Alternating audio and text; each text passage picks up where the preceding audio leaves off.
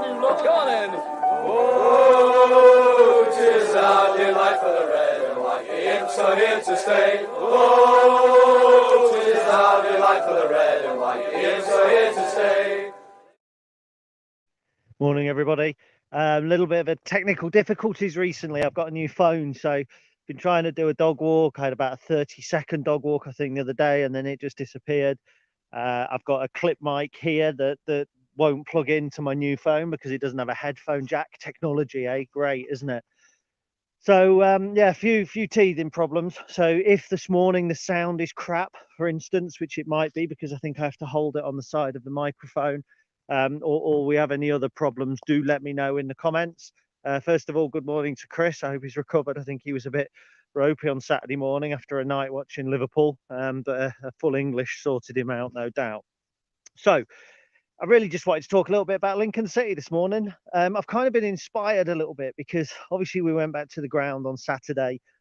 Phenomenal occasion. It was brilliant to see everybody again very quickly once we got in the stands, once we got over that initial kind of spine tingling, this is brilliant moment. Once we got over that, it was business as normal, wasn't it? Away outside, take the lead. It's edgy, it's nervy. I go to the loo hoping to prompt a goal because I'm quite often miss goals. Sorry, just checking on my dog. So yeah, it was good. But one thing that stood out for me before the game was the number of people who kind of came up and said, thank you to me and Ben for the podcast, so thanking me for the dog walk videos. And I thought, I don't actually do very many of these anymore. Probably done 2 or 3 over the summer tops. And I went to a sponsors event a couple of weeks ago at the ground, and I was collared there by a lovely lady who said, you don't know me, but I know you because you appear in 50 inches on my television every couple of weeks. I kind of thought, wow, yeah, it's interesting. So there we go. Yeah, sorry, it was Brentford, not Liverpool. Chris has just said about his game. I don't know. I didn't really follow football at all outside of Lincoln's division at the moment. So anyway, we were back at the ground. It's the first opportunity many people have had to actually watch Lincoln City in action since March, apart from those who were lucky enough to go to Sunderland or Wembley or be involved last season on any level. And we've seen Gillingham so far this week, Shrewsbury as well. I think we've seen 3 teams arguably that we should be beating. We've come away with 4 points. We're out of the cup, but we have come away undefeated, no clean sheets. So I just thought it was time to take a little bit of stock. I'm not going to have time to write anything today, I don't think. So I thought it's time just to sort of look back at the things that went well and the things that did not go well. And look, let's always start on a positive. And I certainly think we should start with one name. And I'm not singling him out as man of the match. I'm singling him out as a player who at the moment is looking a different prospect this season. And I've said that. And I think if I said to you now, put in the comments who you think it is, I think I'd get 2 or 3 different names. I genuinely do. For me, sorry, my dog's not following me. For me, I'm going to go. Wow, Brian Rundle said Bridcut. Now he wasn't one of the names because I thought he was excellent last season as well as this season. He started the season as you would expect, a championship quality player in a League One team. That's what Liam Bridcut is. He controls the play for us. He sits in what I've heard termed as the quarterback role, which really pains me. But yeah, I mean, look, he's been brilliant, mate. He's for me, he was brilliant last season, but he does again look a cut above. Interestingly enough, Andy Sawyer has picked somebody different as well. He's picked Teo. Now I can see this. I was a huge fan of Teo last season. Anybody who watched Matchday Live knows. I was kind of sticking up for him when people were saying he's not a left back. There was a lot of people saying, he looks like a midfielder at left back. Whoa, hang on 1 second. I need to find my dog. Wait there, I'll be back in a minute.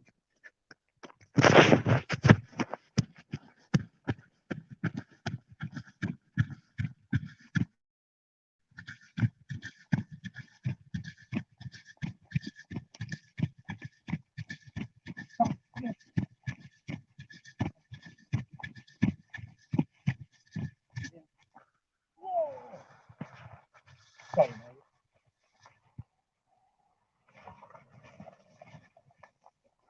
Wait there. Wait.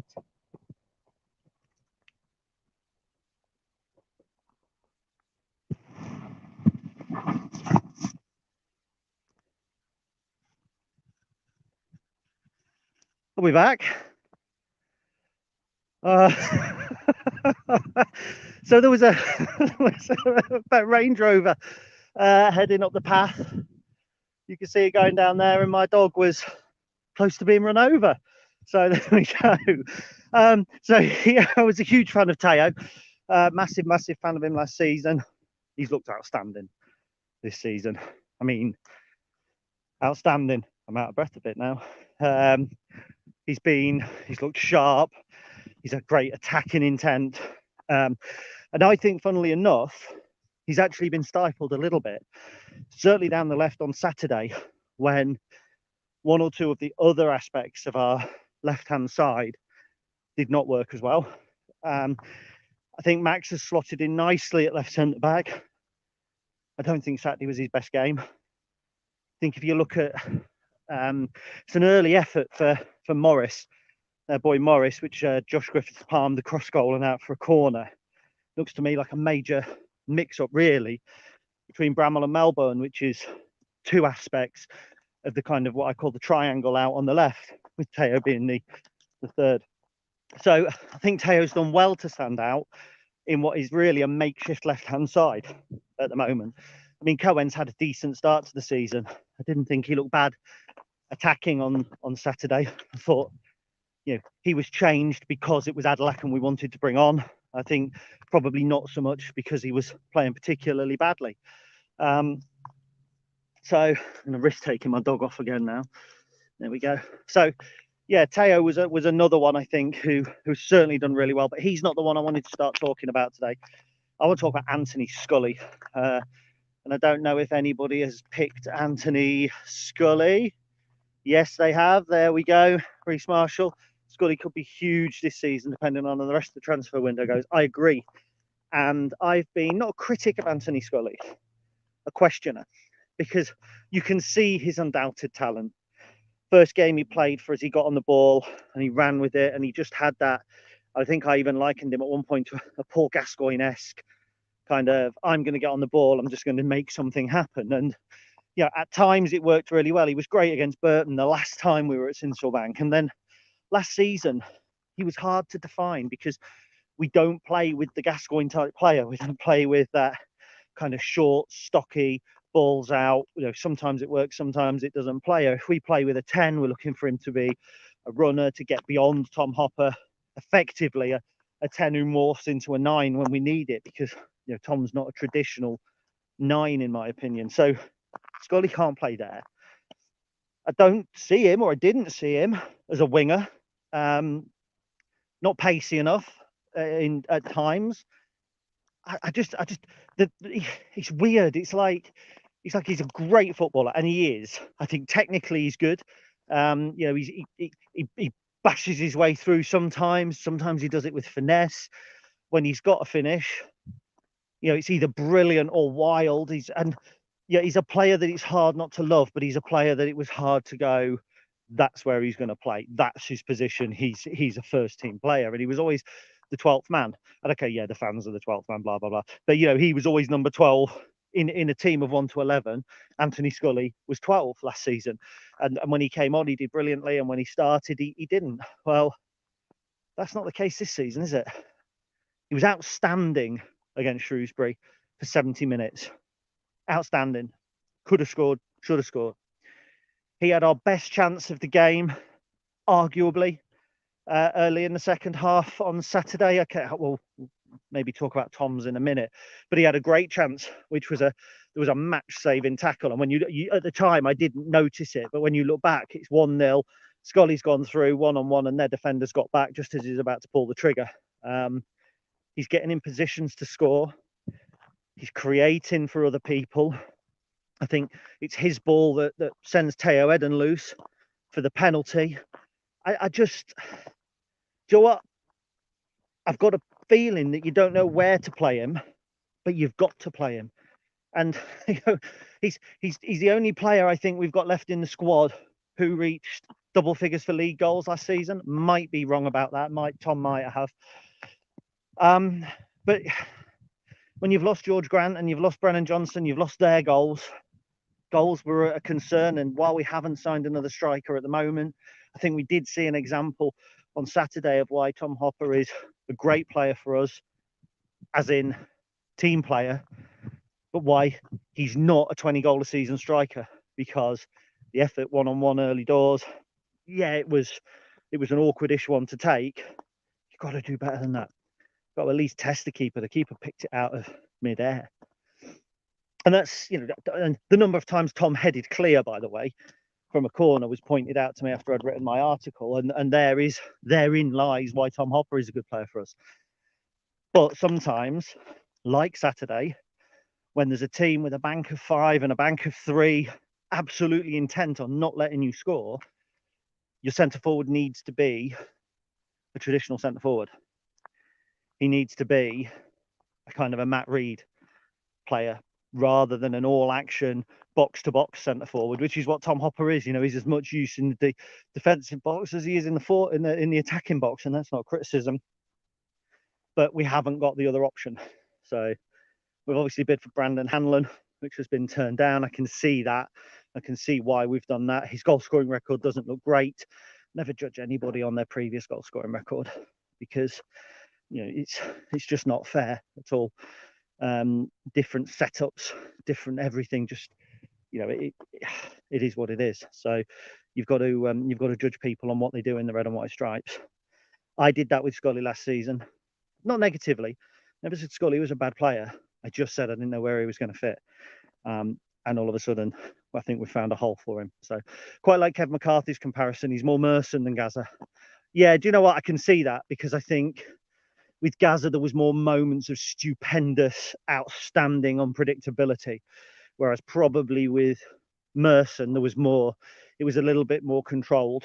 And in terms of position, he's probably more Paul Merson as well. If I really like that one, Kev, I might start using that one myself. So look, there we've talked about some highlights. Teo Eden, 100%. It's raining and I've got a hoodie on and it's the middle of August. Jesus Christ.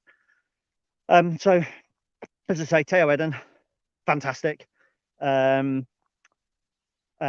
Scully, fantastic. Liam Bridcut, goes without saying, doesn't it, really? Saying Liam Bridcut's fantastic is like, you know, trying to say a lottery win would be fantastic. Kind of goes without saying.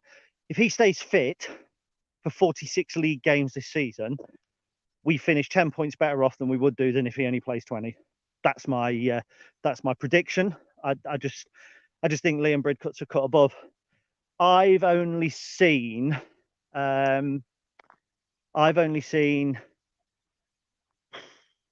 I don't know, maybe one player who was as good as, not as good, as influential as Liam Bridcut is. I go back to 86, so I can't talk about the Murphy teams of the 80s. I find it very hard to recall a player who has such influence on a team as Liam Bridcut has on this Lincoln City team. So I'm now going to pick something else up. Sam Ray has joined us. Good morning, Sam. Barely recognised you, by the way, mate. Kudos at the sponsors event. You know, you've been obviously hitting the exercise like I need to. So fair play, young man. So Tomo has dropped a hint on the radio after the game that we all know the defender who's coming in. Don't count your chickens. We've all talked about it. So why not name it? Why not name him? We keep being linked with TJ Ioma. It is a widely held rumour that TJ was very close to signing for Lincoln City a couple of weeks ago. And I can't confirm whether I know that or not. But it's a widely held rumour that he was. And it's a commonly held belief that an agent has then become involved. And that move has stagnated. Now, I do know for a fact that not long after the rumours started, Ioma played very briefly, I believe, for Spurs against Leyton Orient and picked up an injury. And that ruled him out for 10 days, which would have been to around the middle of last week / this weekend. I believe other people are looking at TJ Ioma. And it wouldn't surprise me if those teams, given how League One spending is, are more likely to stretch to a wage. What I would say is, whoever we do sign, I know that the club will have done the right diligence on the player. and they will not have pandered or overspent. So we'll have to see how that pans out. I would love to see TJ Ioma sign for Lincoln City. And Tomo did, as you say, on the radio, more or less kind of say, we all know who Lincoln have been talking to. And, you know, those boys on the radio, I think they do a good job. And I really do, because they have to not say as much as they say, because they find out all manner of things, certainly a lot more than I do. And they can't talk about those things. So it's quite hard, I've just seen that my signal is breaking up. So just keep me informed on that, and if it disappears anymore, because it looks like the dog wants to go the long way round, then okay. I'm still saying that my signal's going for Kate. Is anyone else having problems? Can anyone else still see me? I think it's because it started raining here, and that affects my signal. So anyway, if I'm still having problems, let me know again. So for me, actually, whilst we do need cover in defence, and almost certainly at right back, I actually don't think we need a starting right back, and I don't think. Hang on, let me just have a look round this corner. Okay, we're okay to go this way. Morning, David. Sorry, I didn't stop, by the way, mate, on Saturday. I felt a bit rude walking past, but Dad had he wanted to get in the ground and given the cues. I think it was quite important. So, and I think I've just started to come back. It's because I've just been through like a valley that's kind of dug out through the hillsides of the Wolds. Can't remember where I was now. I was just about to say something important. Signings. I don't think we need to sign a first choice right back. Regan Poole gets stick. Not quite sure why. Massive fan of Regan Poole. Thought in the first half, in terms of an attacking force, he was one of our most creative players. Thought he was linking up really nicely down the right-hand side with Scully. I thought if we were going to get any joy at all, it was going to come through him. And I like him in a defensive role as well. In terms of centre-backs, Joe Walsh is out till October. I have no belief in me that when he comes back, he's going to play 30 to 35 games for us. I just think Joe Walsh is a player that is struggling with injury at the moment and may need like a Sam Habigan, may need a full season to kind of build up his strength. So I actually think we need a left-sided centre-back, but we do need to cover the right-back position as well. So it's interesting. And like Sam Ray says there, Sorensen's back up for right-back if needed. And I think Regan Poole is a player who comes across as kind of very fit footballer, hasn't suffered many injuries in his career. He's a young player. I think we can get away with not having a right back if we need to. If we don't need to, because as you say, Sorensen can cover it. For me, the cover we need is at left centre back. I like Max. I think he's done well since he's come in the side, Max Melbourne. But I think he looks like a player who probably does need senior football at a different level. And I apologise to Max if that's. I don't think he watches these. If that seems harsh, because I've been singing his praises, and I think you've got to praise his attitude, you've got to praise his application, you've got to praise the way that he's come back and state to claim. But I think if we want to finish in the top 6 this season, which is going to be a huge ask, we need a dedicated left centre back who can then help manage the left back as well. So, for instance, Bramall will play some games at left back, and I think he needs a little bit more kind of reining in and a little bit more covering, as we saw Joe Walsh do with him last season. And I think Bramall's best games came when he played alongside Joe Walsh. So that's where I think we need that strengthening. And obviously, I've said it before, centre forward. Tom Hopper is one type of player who suits us very well. And when we're playing Portsmouth or Rotherham or Sunderland or any of the big clubs that are doing well with lots of attacking intent, he's perfect because he gets back, he defends well, he fights for things, he can win free kicks. The referee looked a little bit like he wasn't buying them on Saturday, but he can win free kicks. So I think what we then need is a centre forward who hangs on the shoulder of the last defender, who can drop into that little bit just in front of the 18-yard area, pick the ball up, turn and create. And I think we lacked that certainly in the first half against their bank of 5 at the back. We were knocking balls in just in front of the sort of the semicircle on the edge of the area, and nobody was there at times. Kind of the runs were a bit off, and I know it will come over time. Don't get me wrong, I know that we will get better over time at that. But, you know, a dangerous centre forward would have had other questions being asked. And I think there was one time when, you know, Tom spread right out wide to get a ball. Fair play, because at the time we needed the width and the space. And I think it was Adelakan, who's just got mentioned, had come on, and he kind of was in the centre a little bit and dropping around. And Tom dropped out wide, I think right out onto the right to pick up a ball. And maybe when you're playing a team like Fleetwood and you're 1-0 down, maybe you just need the centre forward who's going to hang off. You just need a centre forward that offers something a bit different. And tough as it might seem, the same as well. Brandon Hanlon can come in as a like for like. If we were to sign him, he could come in as a like for like for Tom Hopper, probably do the work that Tom does. But I think also he's a slightly different type of centre forward going forward. I think his runs, his timing of runs and his pace is probably a little bit different to Tom's. And so it won't hurt. I mean, what we got at the moment, one striker potentially in our team.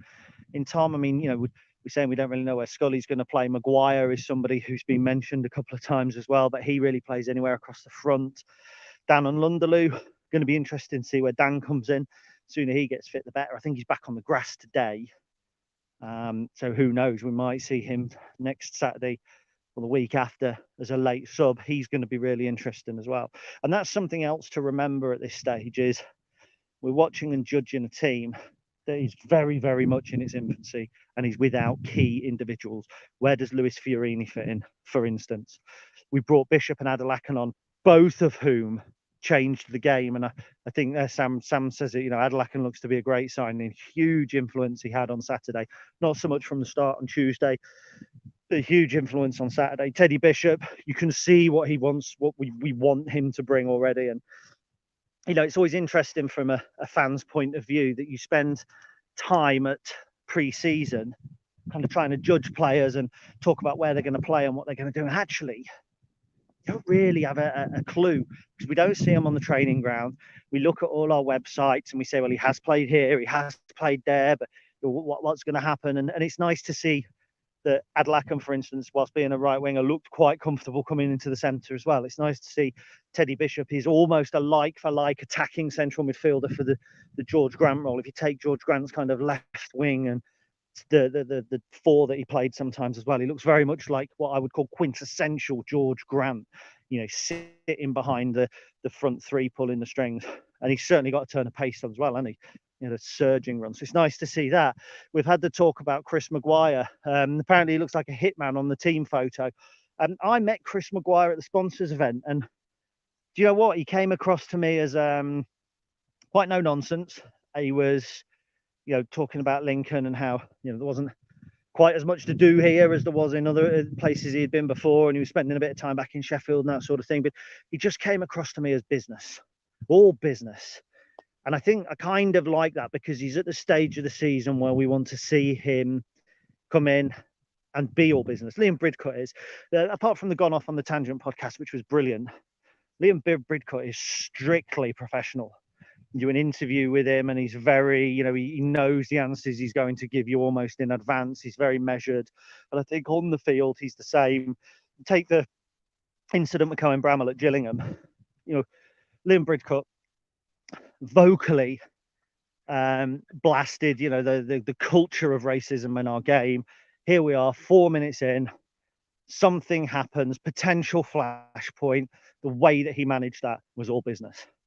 And I think we're going to get that from Chris Mcguire. The point that somebody's made, I think it was Sam earlier on, is where does Chris Mcguire fit in?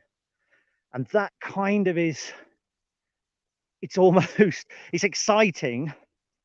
What a conundrum. Where does he fit in? Because I thought left wing, but if you put him on the left wing and Adelakan on the right, where does Scully fit in? I've just said Scully needs to fit in somewhere. Where does Dan and Lunderloo fit in for Hopper?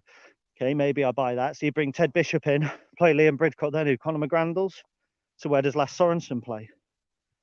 Where does Luis Fiorini play? He ain't come here to sit on the bench and watch football. Manchester City won't lend us players for that. They want a player to go back who's rated at 10 million like Morgan Rogers did. So that's exciting. I think the other observation that I really wanted to make, and thank you, by the way, for watching, 47 of you at the moment, watching on a Monday morning is really interesting. The other observation I wanted to make was about our approach. our patterns of play. Did you notice nothing's changed?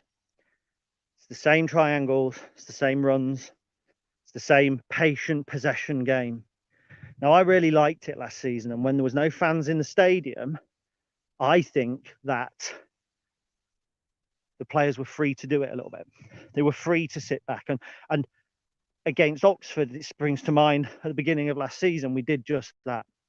You know, we sat back, we were patient, we probed across the back, we found our openings when they came.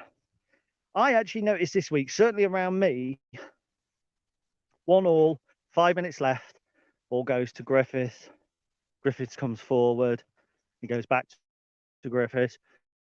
People around me started, get it forward, good attack, you're going the wrong way. But we didn't change. I quite like that. And on the whole, look, the supporters were brilliant. Just saying, there's always going to be that element, the one that faster game. And Michael wanted it in the first half, and quite rightly so. I think in the first half we did go back and sideways a bit too much.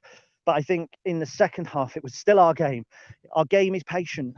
Our game is slow build up. Our game is, look for those weaknesses, look for those spots. And our XG in our first 2 games was lower than our opponent.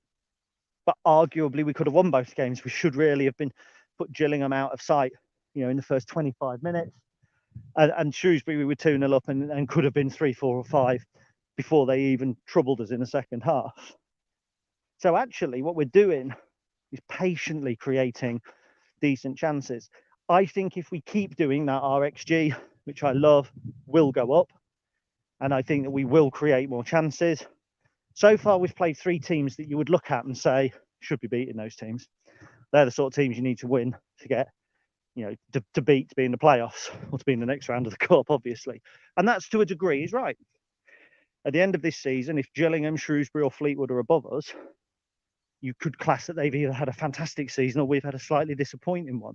That's not arrogance, it's fact. But are they the ones that we should be beating? Because they're the ones that don't want to be beaten. Now, if no team wants to be beaten, don't take that the wrong way. But they're the teams that come to us and go, 0-0 will be all right here. Look at Fleetwood. They were wasting time before half-time when they'd got their lead. Let's just manage the game. So are they the teams that we should be beating? They're the teams that it's nice to beat. They're the teams where we've got to answer their questions. Their question is, can you break us down, bastards? And our answer to that, yes. At least on 2 of those occasions. Gillingham a little bit different, but not that much. See, the big test for me, where I think we might thrive, is when Portsmouth come, or Ipswich. Teams that are going to be knocking on our door. Teams where we're making them ask the question. We're asking them, the questions. Can you break us down? Can you get past us? Because on the counter, I think we're a dangerous side. And if you look at Scully's goal, to a degree, it wasn't strictly a counter-attack, but we moved through the pitch quickly, fluidly.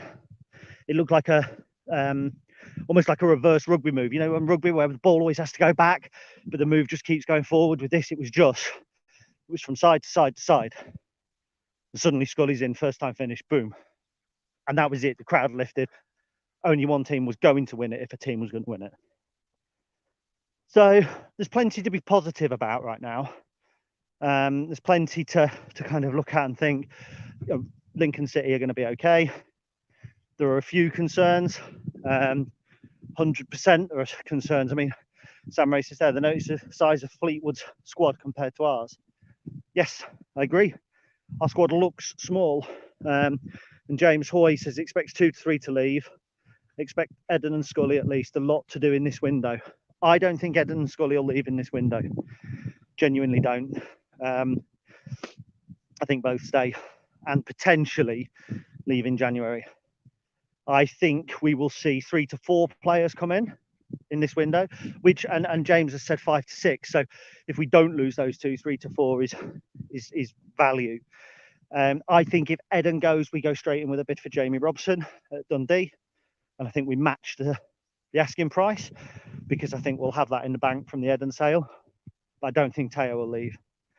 I think we sign, as I said, a striker. I think we sign a ball-playing defender. Plays. I'd like to see on the left, but I think actually we'll sign a central defender who can also play right back. I don't. Here we go. I don't think that'll be TJ, personally.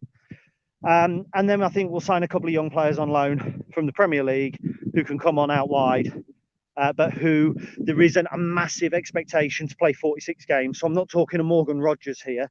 I'm talking, there's a boy at Man United, Bugel Mella, I think is kind of, he might be happy to come here and play 20 games and come off the bench and try and stake a claim rather than come here with a big price tag on his head like Rogers did. Do you know what? I'm sorry. It's absolutely freezing here. My hair is soaking wet because it's raining. It's just crazy. So with half an hour in, I ought to really wrap up soon. I've gone on longer than an episode of Emmerdale with a one-man monologue. We had some drama as well, didn't we, at the top there with the Range Rover nearly running my dog over. Anyway, so Richard Godson, good friend. Nice to see you, Richard, on Saturday. My dad, I think, was also delighted that you recognised him. The fixture list is allowing MA to manage his injury issues without too negative effect on our league position. Agreed. Because if we were playing the big boys early doors with and it is a makeshift defence. Let's be honest, it is a makeshift defence. If we were doing that against Portsmouth, teams like that, I think we'd struggle to keep clean sheets. I think we'd struggle to keep the score down to 1. I always think we've got a goal in us, but yeah, it sounds obvious. For every goal the opposition score, if you want to win, you've got to score 2. So if we're playing a Portsmouth who score 2 goals, you've got to score 3. They've kept 2 clean sheets this season. So I agree. The fixture list, I think, is really helpful, really conducive to the position that we're in terms of our squad. And mark my words, this squad will only get better. Those performances will only get better. Those players that we're already praising, Adelican, Teddy Bishop, Teddy, I'm not sure. He calls himself Ted. Maybe we ought to go with Ted. But so Ted Bishop and Adelican, we're praising them on Saturday. You're talking about 75% match fit players coming on and turning the game. And for me, they both look to cut above. And what we've signed there is players that know this division, that have performed in this division consistently in the past. And we talk about the model. We talk about bringing the young players in. We talk about the Teo Edens and the Anthony Scullys that we've plucked out of under 23 football.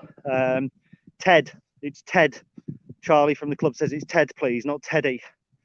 Very good. So Ted Bishop, everybody, you now know you're right at the cutting edge of the news. That's not been released by the club before. That's what you get on this show, as well as Range Rovers and bad hair. So these are players that have been here before, that have done it before. And as they get better, you're looking at them taking what was a good side last season, a side that was topped up with young players that at time looked inexperienced, just taking it to the next level. Chris Mcguire as well when he's fit, and I believe that he will be fit. Yeah, another Stacey West exclusive, says Kate Jackson, just like when we signed Morgan Rogers. When those 3 players are fit, it's going to be hard actually not to be playing Tuesday, Saturday, because how do you get them all in and keep them all happy? It's going to get better. We're not the finished article. I have a feeling no football club is ever the finished article. I have a feeling if Michael won League One this season, next season it would be a work in progress. Always be a work in progress. But I think squad-wise, we are better than we were at this stage last season. Bear in mind, Brennan Johnson hadn't signed at this point last season, this many games in. Morgan Rogers obviously hadn't because he joined in the summer. I don't think Robbie Gotts had either. So I think squad-wise, we're in a good place. The next couple of weeks are going to be absolutely fascinating. Who are we going to sign? Who's going to come in? I'm hopeful nobody goes out. But I think at the end of this transfer window, a lot of clubs in League One will look better than they are now. 100%. We will too. I just think that we've got a secret weapon. We've got a secret weapon that doesn't wear red and white stripes, that hasn't kicked a ball for us in 25 years, 26 years. It's Michael Appleton. And that's where I'm going to end today. I think we have the brightest young coach in League One. And that's a big thing when you consider Michael Duff is in this division, who I think is a phenomenal young coach. Darren Moore's actually looking like he's going to do a decent job with Sheffield Wednesday. You know, he's a similar age, I think, to Michael. But I believe Michael Appleton is the brightest English manager outside of the top 2 divisions. I think he's a great coach. I think he's a great man manager.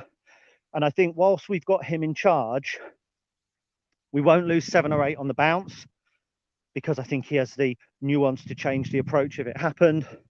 But we also won't change every single week. And if we lose 2 or 3, we'll see the same things. And I said it before in an article, the definition of madness is doing the same thing over and over again and expecting a different outcome. In this instance, it's not. Because in this instance, we've done the same thing over a 49-game league season last year, and we got to within, 1 goal of going to the championship. So if it's not working immediately, if we're drawing away at Gillingham, it's still proven to have worked. So the definition of madness, therefore, would surely be changing something you know that works just because on every so often it falls down. We'll be all right. We'll be all right this season. Anyway, thank you for watching. If you're watching on YouTube, drop a subscribe. Not sure what it does, but everyone says it at the end of a YouTube video, so fuck it, I'll do the same. I will try and do more of these videos, mainly because my subscription to StreamYard costs me about 25 quid a month, and so I think the last couple that you've done have been the most expensive shows I've put on, so I need to get my use out of it. The wind hasn't been majorly affecting you, I don't think, this week or today, and it's really been quite windy up here, so there we go. I'll see some of you tomorrow night. If you see me at the ground, come and say hello.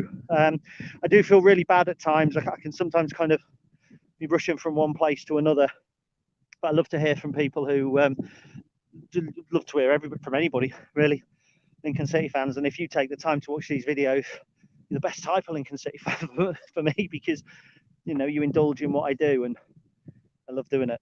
So thank you very much to everybody, and I will catch up with you again soon. Goodbye.